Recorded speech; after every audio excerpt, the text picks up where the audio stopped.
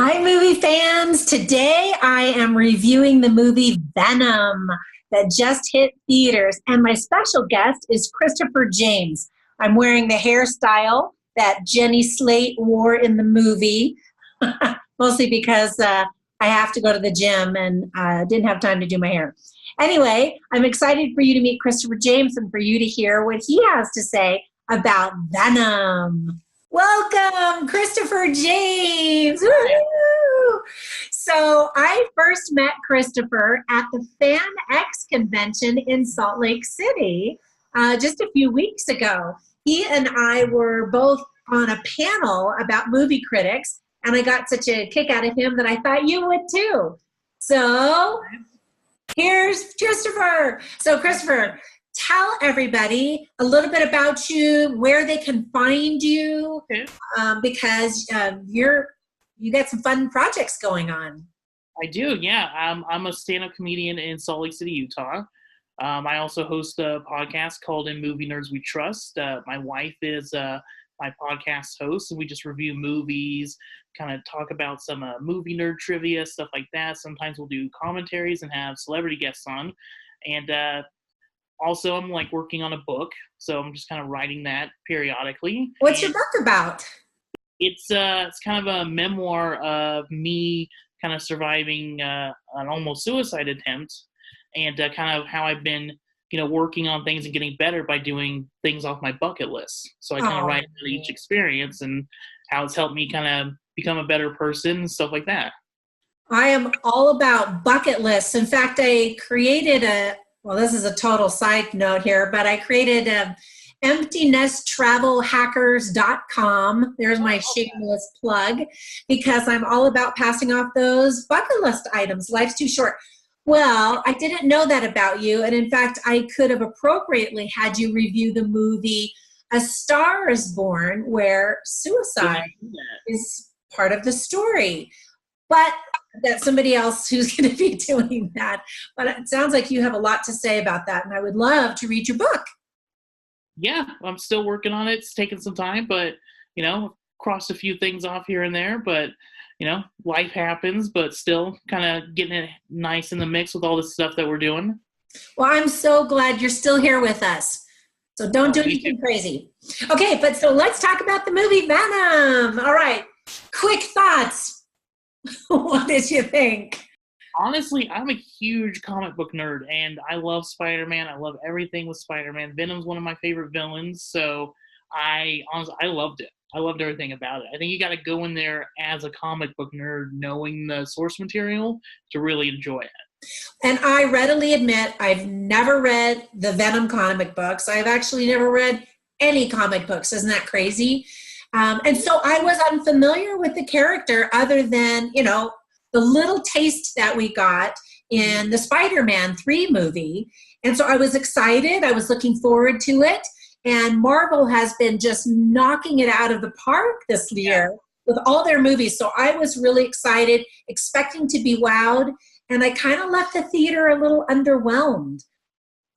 That's, my wife mentioned the same thing. But when I told her that Eddie Brock and Venom are kind of goofy and they're kind of a lethal protector in a way, it kind of made sense. And that's a little bit of what he is. He's kind of a toned down Deadpool, but more inner monologuing and I love the scene where the symbiote comes out and starts talking to him. Perfect, because that's how the comic books are at times. Yeah, I love the voice. I love the interplay between Venom and Tom Hardy, his character Eddie.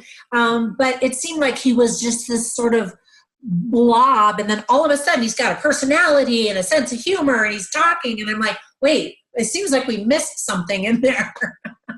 So the movie didn't quite flow very well. It seemed a little messy and splotchy at times.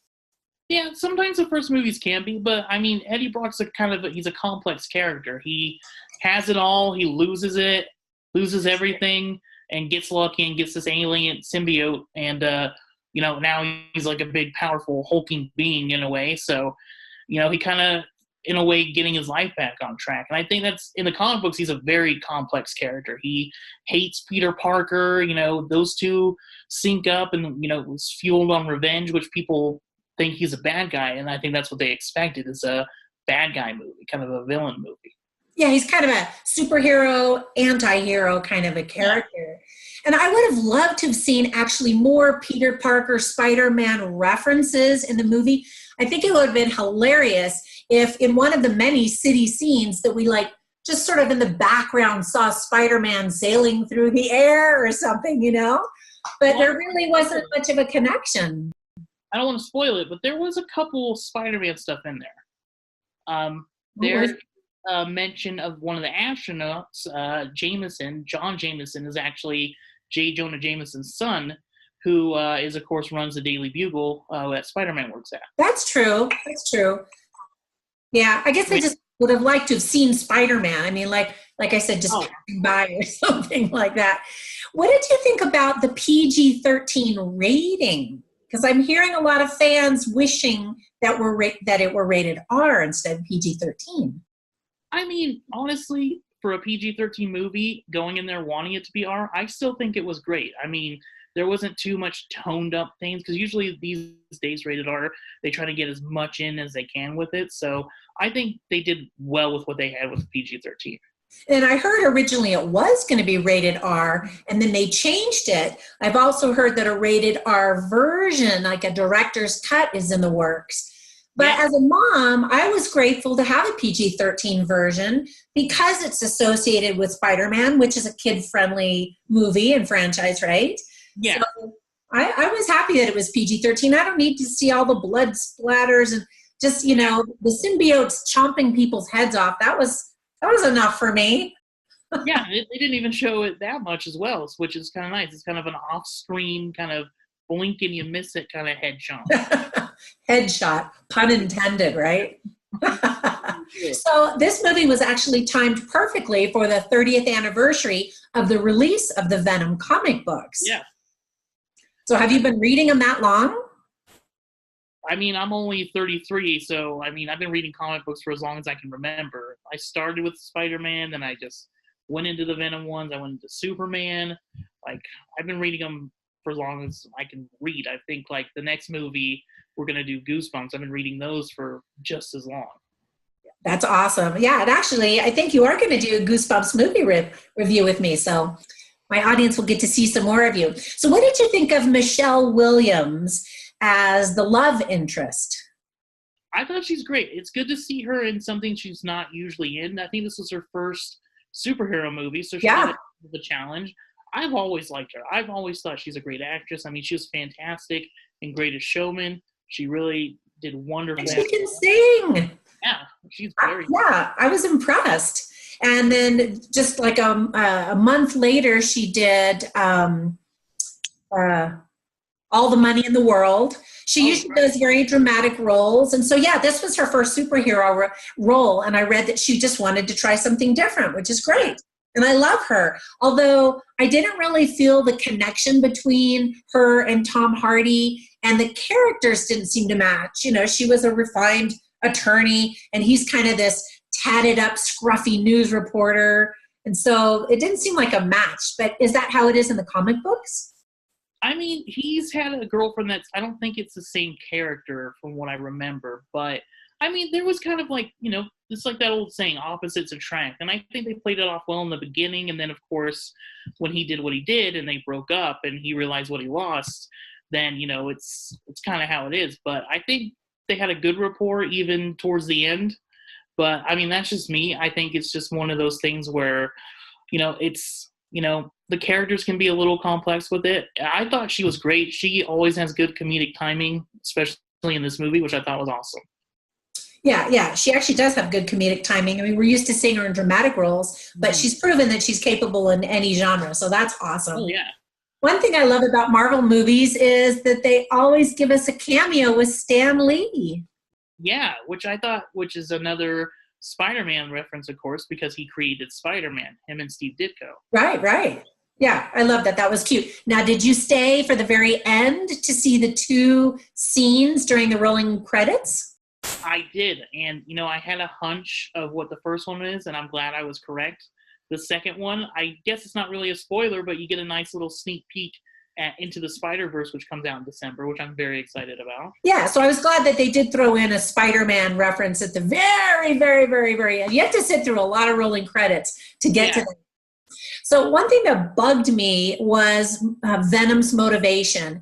He starts off as this really evil essence, and then all of a sudden it seemed like on a dime he switched to wanting to save humanity. And I didn't think that there was enough build-up that I wish Tom Hardy had been able to show him all of the lovely people in the world, or I don't know, do something, because it seemed like he switched sides rather quickly. And again, I don't read the comic books, so maybe there's a slower buildup in the comic books? Yeah, there's a little bit of a slower one, but one thing about the symbiotes is that they are able to access all their host memories and feelings and all that stuff. So that's how he was saying, like, he was also a loser of his planet. And this is partially based on a graphic novel called Invasion of the Symbiotes. So, they come to Earth, they try to, enslave humanity, and Venom does end up, kind of seeing that side of humanity, but he still has his vengeful side. Okay, good. I like it. So what did you think was the best and the worst of the movie? Best for me was a lot of the Venom scenes, the whole them arguing back and forth. The parasite thing I thought was hilarious. Yeah. Let's see, worst. Honestly, the worst part for me was the guy who ran the Life Foundation. Like, I didn't really like his character. The actor did okay, but I felt like he was reaching a lot with it. I don't know what else he's been in, but, I felt there's some of the scenes he had that could have been cut a little bit. But, all in all, like, I enjoyed it a lot more than things I disliked. Oh, good. I agree with the villain. I mean, just the few seconds we saw of Woody Harrelson at the very end made me want to see that villain rather than, the sort of the corporate villain that we got in this Venom movie. Which it makes you appreciate that scene even more. I mean, no spoilers, of course. We don't want to, mention what he is, but I think people obviously know because there's always been speculation since he's been cast, and they didn't reveal his name in the credits, so till the very end, of course. But IMDb is very good about that. They do not put a character name on it till it's been released for about 2 or 3 weeks usually, just to be safe. But I saw the character name on it today, actually, because I looked. Oh, really? Oh, wow. Yeah, it's on there. Maybe but I think in the movie they refer to him like the guard says Red. He calls him Red because he's got red hair. But that's all. Yeah. Yeah, and I think it's really cool because I read some of the people that they wanted to cast for it. I know Jim Carrey wanted that role. Michael C. Hall, who people know, of course, from Dexter, from the Showtime series. But I think Woody Harrelson, once they bring him back and he gets full range of that role, it'll be pretty awesome. Oh, yeah. I'm super excited. I mean, it was 5 seconds, and I'm like, oh, I want to see that. All right, so as movie review mom, my reviews always try to give a heads up for parents. So what tips or warnings would you have for parents who are considering taking their family to see Venom? Honestly, I would say, and I say this to everybody who's going to go see a movie, check IMDb. They tell you what it's rated. They tell you why it's rated. They give you this very detailed stuff saying why, certain scenes that have certain things. I would say definitely do your research. I think, as a PG-13 movie, there's a few swear words in there, as most PG-13s are, but I would say just judge based on how comfortable you feel your children seeing it. I'd say anywhere from 13 to 16 would be fine. Yeah, there's some profanity, and there's one F-bomb because I always count them. Other than that, it's okay. Little kids, I think, might get scared of Venom, especially when he shows his teeth and he bites people's heads off and stuff. But not. There were some fun little threads that I saw running through the movie, like Eddie's neighbor and the Asian lady in the market, and some of those kinds of things are playful and fun. And I love that Marvel is trying to give us some drama, some action, and mix it in with humor. I think they're doing a really good job. Yeah. Well, thanks so much. All right. So thanks for having me. Tell us one more time where we can find you. You can find me on Facebook, Christopher James Comedian, and on Facebook with our podcast, The Movie Nerds We Trust. It's just facebook.com/Trust Your Nerds. Twitter is for the podcast is Trust Your Nerds, and we're on Instagram with INWT_podcast, and we're doing like a Instagram contest soon. We have a bunch of these like cool fun codes that we're going to be giving away soon. Nice. So that's be I think within a few weeks, so keep an eye out for that. It's Halloween themed, so I think people will be pretty excited about it. And then we're on iTunes, Stitcher, Google Play, and Spotify for the podcast. Wow, you're everywhere. Awesome. Yeah. Well, it's been a pleasure to have you. I'll see you with Goosebumps too. All right, thanks for having me. See you guys. Okay, bye.